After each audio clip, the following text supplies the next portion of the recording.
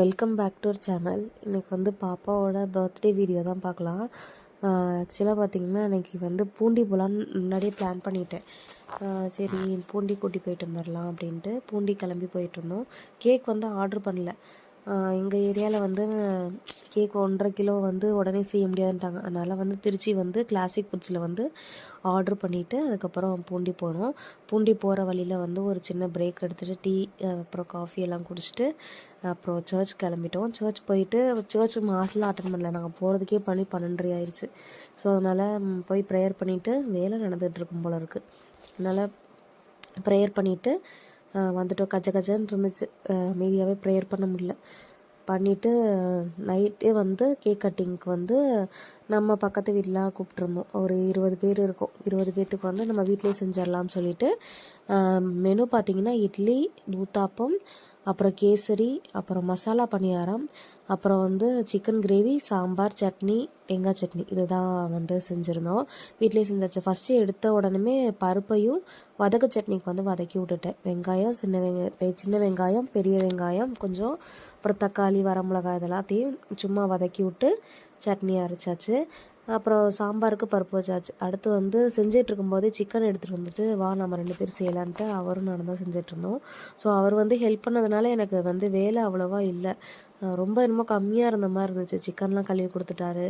அப்புறம் வந்து சிக்கன் கிரேவிக்கு எல்லாமே அவங்க தான் செஞ்சது. ஸோ சின்ன சின்ன வேலை, அதாவது மெயினான வேலையெல்லாம் பார்த்துக்கிட்டே இருந்தேன். இவர் வந்து ஹெல்ப் பண்ணிட்டு சட்னி அரைச்சி கொடுத்துட்டாரு. ஸோ அதனால் பெருசாக எனக்கு வந்து வேலை அதிகமாக பார்த்த மாதிரி எனக்கு தெரியல. அப்புறம் அம்மா வந்து கேசரி கிண்டிட்டாங்க.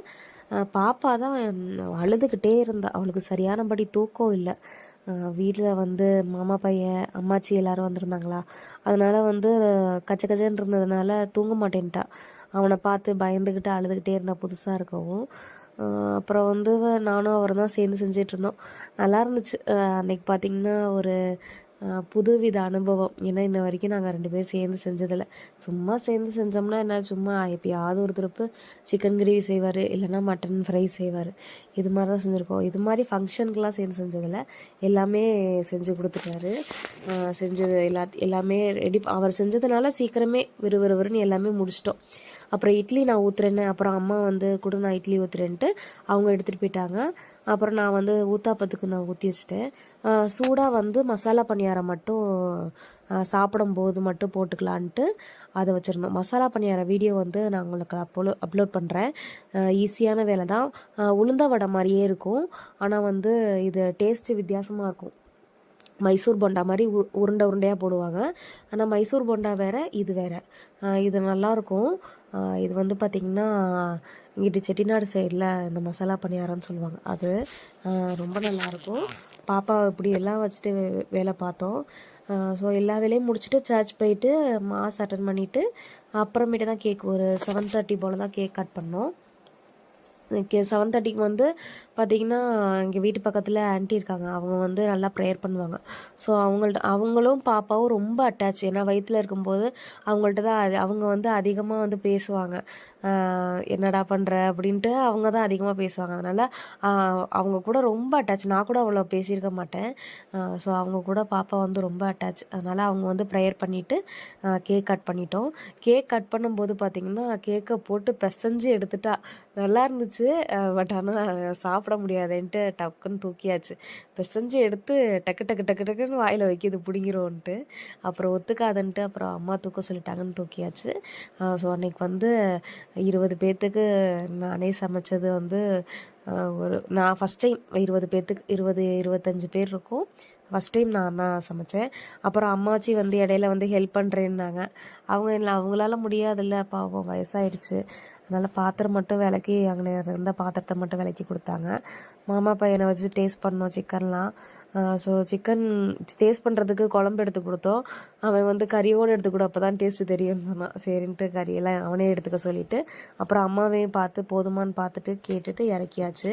அப்புறம் நான் வந்து ஊத்தாப்பம் ஊற்றி முடிச்சுட்டு கரெக்டாக பார்த்திங்கன்னா 4:30க்கு ஆரம்பித்தேன்.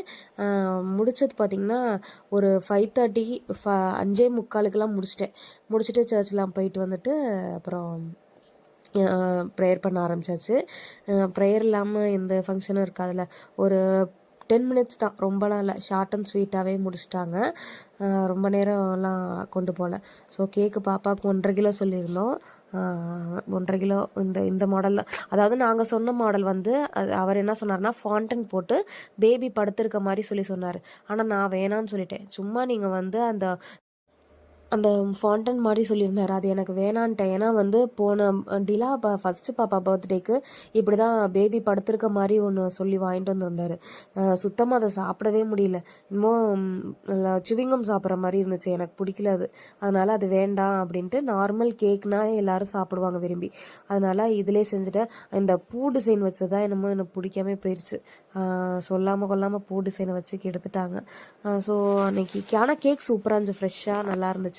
ஸோ எல்லோரும் வந்து கேக் வெட்டி பாப்பாவும் நல்லா பிளெஸ்ஸிங் பண்ணாங்க. பாப்பாவும் ஹாப்பியாக ஃபீல் பண்ண, அந்த கேக்கை பாருங்கள் எப்படி போட்டு இது பண்ணுறான்னு.